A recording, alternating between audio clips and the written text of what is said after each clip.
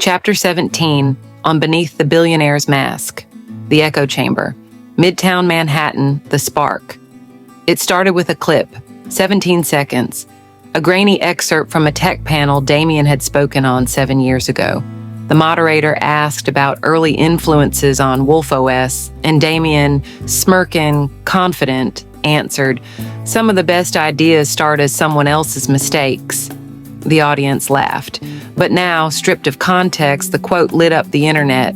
Bloggers ran with it. Podcasters dissected it. A viral caption read, "So Amara was a mistake and Eliana just a cover-up?"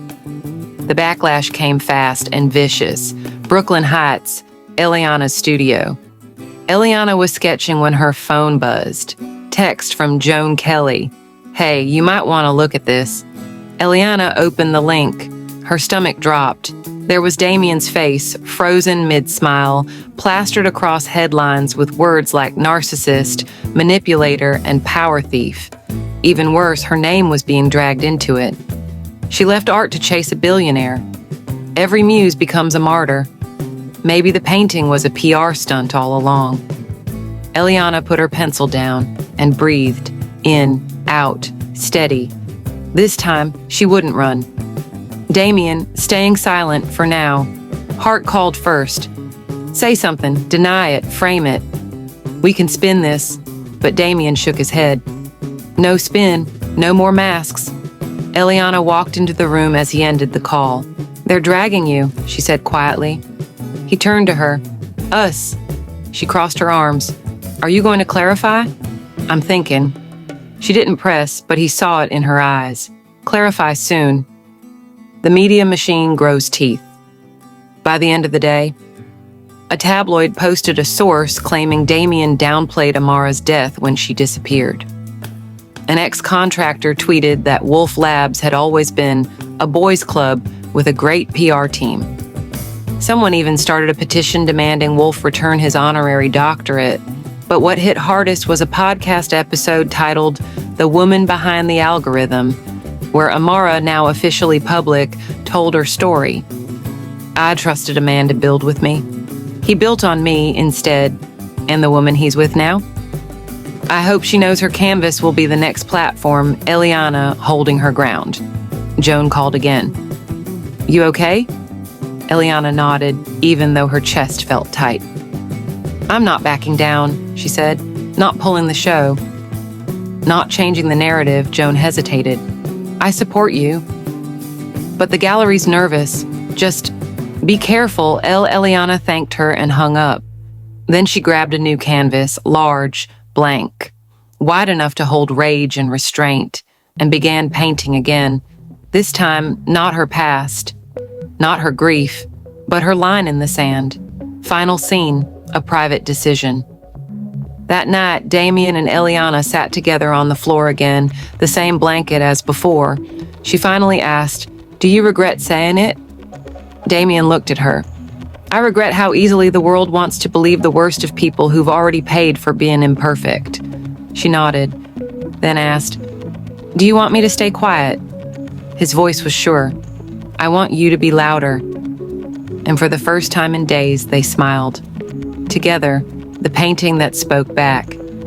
Eliana worked through the night, brush to canvas, canvas to breath.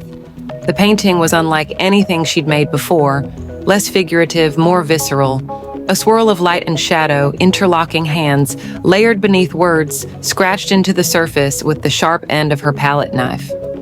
She was not the beginning, and I am not the end. Below that, we are not scaffolds for a man's rise. When it was done, she titled it Unclaimed. She sent Joan a photo. An hour later, the gallery made an announcement. Eliana Moore responds, new final piece to be unveiled. One night, only the art world ignited, and this time no one called her a muse. They called her a voice. Hart's warning. Back in Brooklyn, Hart stopped by in person. He looked tense. "There's another clip," he said. Damian arched a brow. "Of course there is. This one's older. A college Q&A. You said something about learning to be indifferent to noise. They're calling it narcissism now. You're trending again, for all the wrong reasons." Eliana came into the room, barefoot, wiping charcoal off her fingers. Hart stood awkwardly. "Hi, Eliana." She gave him a small nod. "You want him to go on defense?"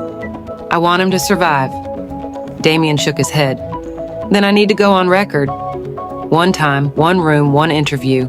No handlers, no filters." Hart frowned. "Are you sure?" "No," Damian said. "But I'm ready." The interview, live. 2 nights later, Damian sat across from host Savannah Hale, known for dismantling billionaires with velvet words and surgical precision. The studio was quiet. Eliana watched from the green room. Savannah began gently. "You've been called a genius, a thief, a myth. Which of those fits today?" Damian looked her in the eye. "None. Today I'm just a man who finally decided not to hide behind other people's stories." She raised a brow. "Did you steal Amara Langford's work?" "No," Damian said. "But I let the world believe she didn't matter. And that was its own kind of theft. Is Eliana Moore another myth you've built around yourself?" His jaw tensed, then loosened. "Eliana doesn't orbit me, I orbit with her. And if I'm lucky, she'll still choose to keep walking beside me, even now." Savannah paused, then said, "That's the first honest answer I've gotten from someone in your position in years." The World Responds clips from the interview spread fast. Some still called it damage control, but others saw it for what it was, a rare moment of humility in a world addicted to spectacle. And when Eliana's final painting, Unclaimed, was revealed at the gallery, lines formed around the block. No one asked about Damian, they asked, "Where can we see more of her?" 3 days later, quiet victory. The media storm didn't vanish overnight, but it slowed. The noise dulled. And for once, neither Damian nor Eliana had to fight to be heard. They had simply spoken, stood their ground, let the truth echo louder than any rebuttal. It worked. Eliana Moore's Unclaimed painting sets auction record for emerging artists. One headline read, "Damian Wolf's interview sparks honest tech roundtable on legacy, ego, and truth." Another followed. More quietly, something else happened. A girl in a college dorm in Cleveland painted her own piece and titled it Revision. A boy in Lagos coded an open-source AI sketch tool and named it Moorframe. Truth, once released, spreads faster than fire. An offer from abroad. Joan called Eliana on a crisp Monday morning. "I've had a call from Berlin." "Berlin?" "Haus der Gegenwart. They want you to headline their contemporary identity show, solo. They'll pay for 6 new works, plus a residency. 3 months, all expenses covered." Eliana's mind spun. Berlin, a chance to vanish into creation again. No narratives, no ties, just paint and self. "I don't know what to say." "Say yes." Eliana smiled slowly. "I think I might." Damian, one last goodbye.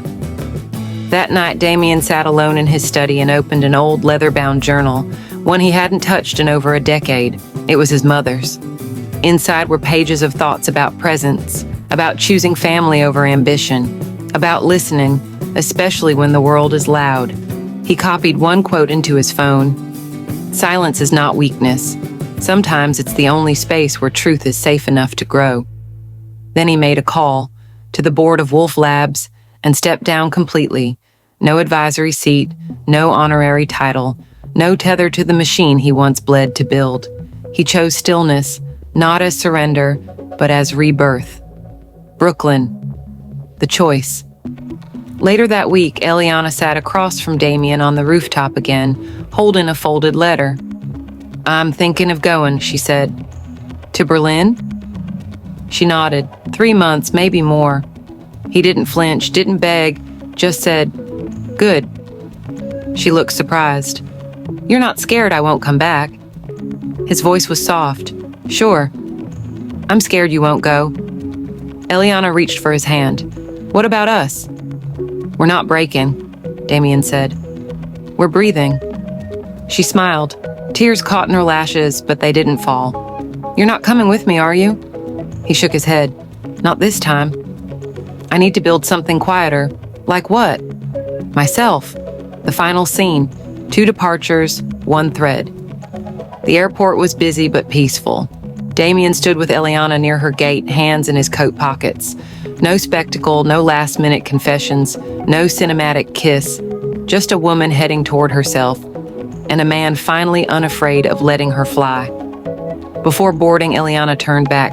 "Paint something," he said. "Write something," she replied. And with a nod, she stepped into the crowd. He stood there until she was gone. Then he turned toward the exit, toward home, toward stillness. Stay tuned for more chapters on this story.